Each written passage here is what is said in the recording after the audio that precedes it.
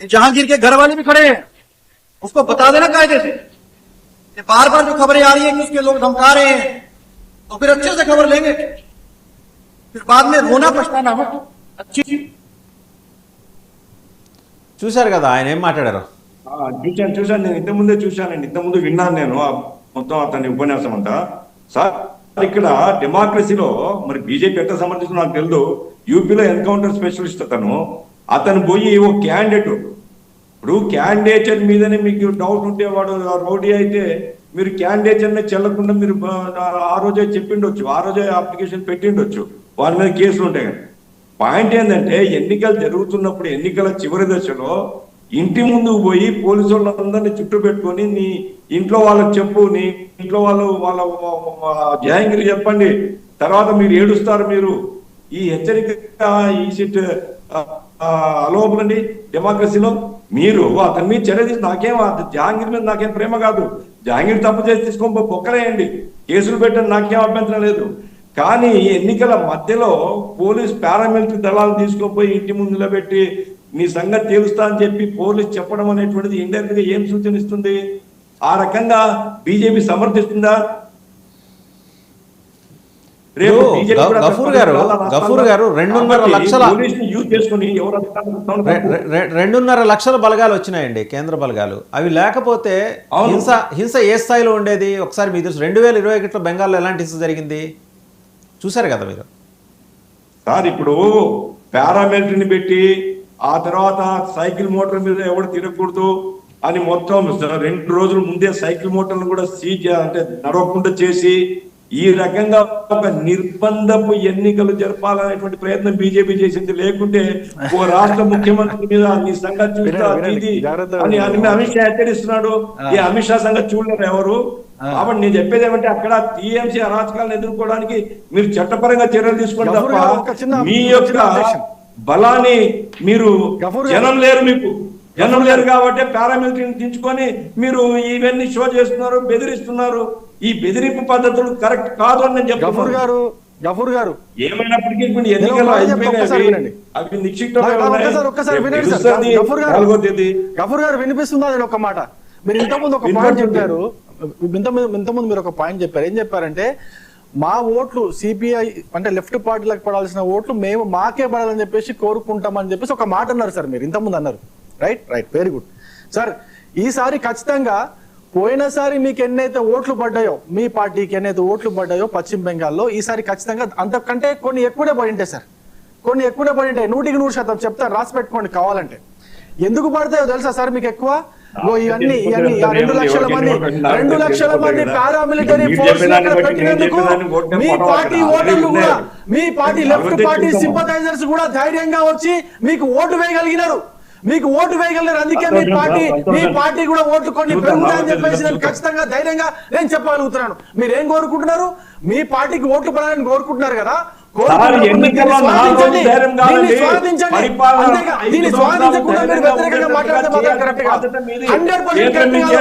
మీకు ఓట్లు పడాలని కోరుకుంటే లేదా మీ ఓట్లు కూడా మమతా బెనర్జీకి పడాలనుకుంటే, మీ ఓట్లు కూడా మమతా బెనర్జీకి పడాలని అనుకుని ఉండింటే మాత్రం మీరు 2 లక్షల పారామిలిటరీ ఫోర్స్ దాన్ని వ్యతిరేకించండి. ఎందుకు సార్ 2 నాలుకలు పెట్టుకొని మాట్లాడతారు? మనుషులు ఒకరు పెట్టుకొని బయట మాట్లాడతారు. బీజేపీ పట్ల మీకున్న ద్వేషంతో మీకు శత్రువైనటువంటి మమతా బెనర్జీని కూడా మీరు నెత్తికెక్కించుకున్నారు కదా. ఇంత దారుణమైన పరిస్థితుల్లో మీరు దిగజారారు. మీకు అసలు స్థానం మీకు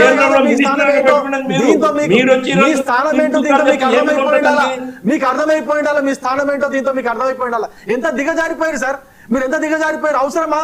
అంతగా దిగజారిపోవడం అవసరమా? ఎందుకు? పోయినసారి జరిగినటువంటి ఎలక్షన్ లో జరిగిన హింస మీకు తెలీదా? పోయినసారి జరిగినటువంటి ఎలక్షన్ లో మీ పార్టీ ఓటర్లు కూడా మీకు ఓటు వేయనటువంటి పరిస్థితి ఉండేది.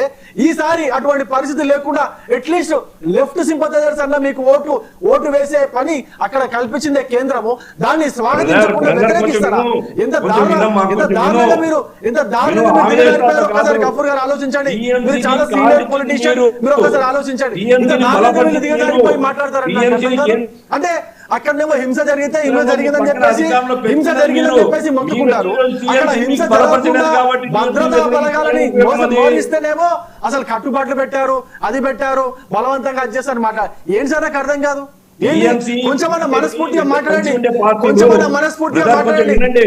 మీరు మనస్ఫూర్తిగా మాట్లాడండి, దారుణంగా మాట్లాడగలరు. మాకు ఎలాంటి సంబంధాలు లేవు. మమతా బెనర్జీని మేము ఎప్పుడు బలపరచలేదు. మమతా బెనర్జీ బలపరిచి మీ పక్కన కూర్చోబెట్టుకొని ఆమె అధికారాన్ని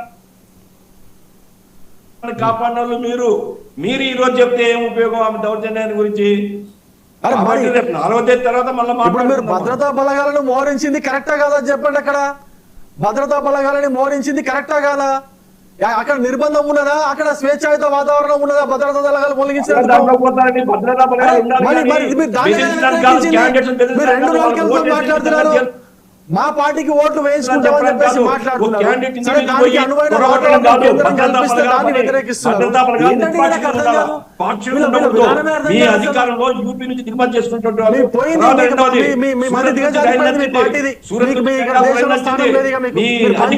దుకాణం బంద్ చేసుకోరు, మీ ఆఫీసులు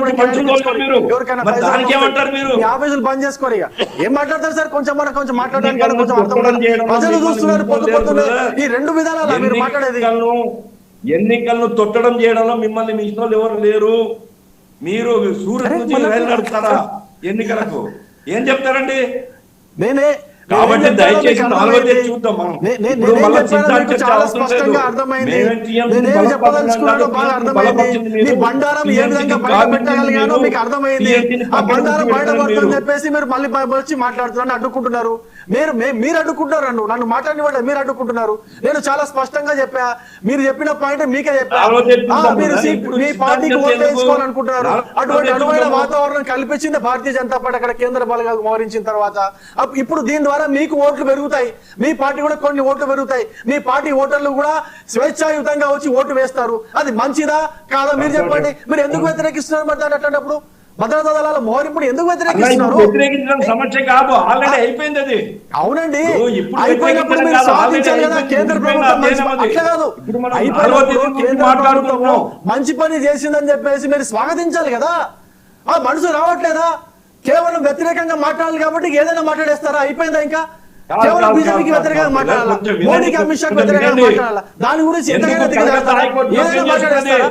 అరే ఎంత దారుణం అర్థం కాదు. అరే చూసే వాళ్ళకన్నా కొంచెం అరే మిమ్మల్ని చూసి సిగ్గుపడతారని చెప్పేసి కనీసం అది కూడా లేకపోతే ఎట్లా సార్? నాకు అర్థం కాదు. కలకత్తా హైకోర్టు మధ్యలో తీర్పు ఇవ్వలేదా? మీరు వినదలుచుకోలేదు. మీరు కలకత్తా హైకోర్టు ఏం చెప్పింది? మీరు ఆంక్షలు పెట్టండి, అభ్యంతరం లేదు. ఎన్నికలు సజావుగా జరపండి, అభ్యంతరం లేదు. ప్రజా జీవితాన్ని స్తంభింపజేశారు అనేసి కలకత్తా హైకోర్టు తీర్పు చెప్పింది మధ్యలో. కాబట్టి నేను చెప్పేది ఏమిటంటే, మీరు బలగాల్ని పెట్టడం మంచిదే, మీరు లేకుంటే శాంతియుతంగా ఎన్నికలు జరపడం మంచిదే. కానీ క్యాండిడేట్ల ఇళ్ల మీదకి పోయి బెదిరించే అధికారం ఎవరికి లేదు. క్యాండిడేట్ కాదు, క్యాండిడేట్ వినండి. ఆ క్యాండిడేట్ కి మీరు సపోర్ట్ చేస్తున్నారా? జహంగీర్ ఖాన్ కి మీరు సపోర్ట్ చేస్తున్నారా? ఆయన చేసిన అక్రమాలని మీరు వెనకేసుకొని వస్తున్నారా? నా ప్రశ్న సార్, ఆయన వెనకేసుకొని వస్తున్నారా? కేసులు పెట్టండి. పోలీసులు దేనికి పోయింది? పోలీసులు దేనికి పోయింది? వడిబియ్యం పెట్టడానికి పోయిరా? కేసులు పెట్టడానికి పోయిరాడికి మరి దేనికి పోయిరాడికి? అరే కేసులు పెట్టడానికే పోయారు. వాడు దొరకకుండా తప్పించుకొని తిరుగుతున్నాడు కాబట్టి ఇంటికి పోయారు సార్. అక్కడ పోలీసు వాళ్ళు వాడు గుండాయుధం చేస్తాడు, వాడు గుండాలని చెప్పి అందరూ కూడా దాడి చేస్తున్నారు కాబట్టి ఫోర్స్ పోయింది అక్కడ వాళ్ళ ఇంటికి. లేకపోతే ఎందుకు పోతారు మరి? రైట్, ఒకసారి సతీష్ కుమార్ గారు సమర్థిస్తున్నారు మీరు. సతీష్ గారు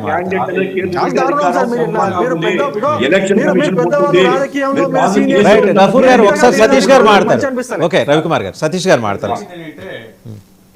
ఎలక్షన్ కమిషన్ ఉంది, లోకల్ ఎలక్షన్ కమిషన్ ఉంది, అవన్నీ చూసుకుంటారు. కానీ ఈయన సూపర్ కాప్గా వ్యవహరించే ఈ వీరు, ఈ అజయ్ గారు అక్కడ క్యాండిడేట్ ఇంటి మీదకి వెళ్ళి ఒక విధంగా ఆయన చేసిన వ్యాఖ్యలు మాత్రం సమర్థనీయం కావు. ప్రజాస్వామ్యంలో మనమంతా ఉన్నాము.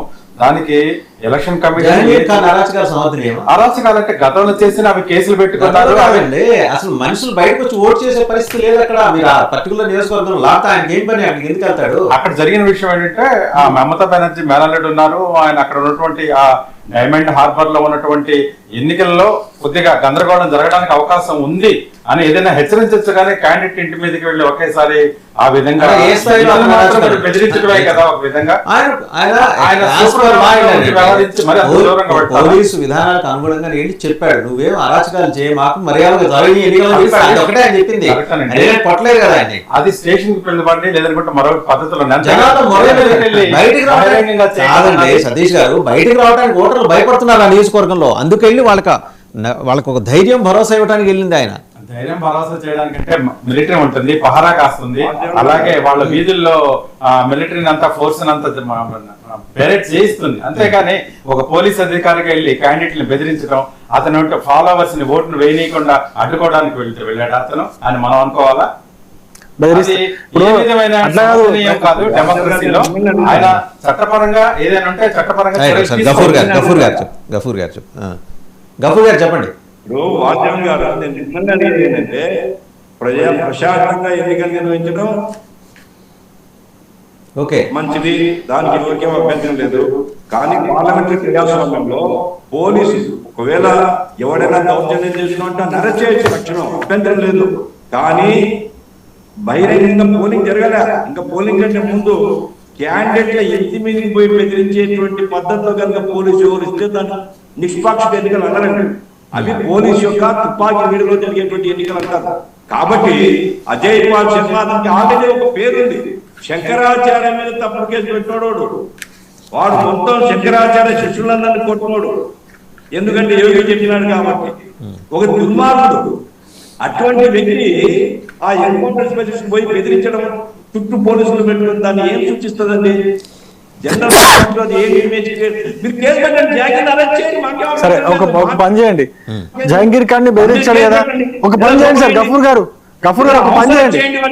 అవసరం చేసి గఫూర్ గారు, సతీష్ గారు, సరే గఫూర్ గారు, సార్ ఒక్క నిమిషం, నేనేమంటున్నా, సరే జహంగీర్ ఖాన్ ని ఆయన బెదిరించాడు కదా, ఆయన బెదిరించాడు, మంచి పని చేశాడు, బెదిరించాడు. ఓ పని చేయండి, జహంగీర్ గారి తరఫున మీరు సతీష్ గారు ఇద్దరు కలిసి ఆ అజయ్ పాల్ శర్మ పైన కేసు పెట్టండి, మీరు పెట్టండి.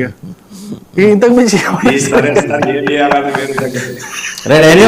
మొత్తానికి ఏంటంటే ఫైనల్ గా గఫూర్ గారు ఒక డిఫరెంట్ కైండ్ ఆఫ్ అట్మాస్ఫియర్ అటు వెస్ట్ బెంగాల్లోను తమిళనాడులోను కూడా భిన్నమైన రీతిలో ఫలితాలు వెలువడబోతున్నాయి. అంటే మనం ఏం చెప్పినా అది భిన్నమైన రీతిలో అంటే డిఎంకే గెలవచ్చు, అక్కడ మమతా బెనర్జీ కూడా గెలవచ్చు.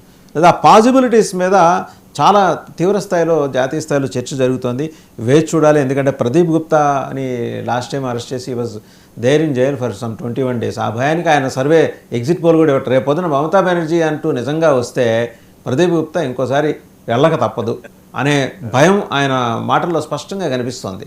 20 నుంచి 30% మాత్రమే వాళ్ళు అభిప్రాయాలు బయటికి చెప్పారు, మిగిలిన వాళ్ళందరూ వాళ్ళు నోళ్ళు కట్టేసుకున్నారని. నిజం అయి ఉండొచ్చేమో, చూద్దాం. Any thank you very much Gafoor garu, Ravikumar గారు అండ్ సతీష్ కుమార్ గారు, అందరికీ కూడా ధన్యవాదాలు. సో ఓవరాల్గా చూస్తే మనకు అర్థమవుతున్న విషయం ఏంటంటే వెస్ట్ బెంగాల్ ఒక డిఫరెంట్ రిజల్ట్ రాబోతుంది.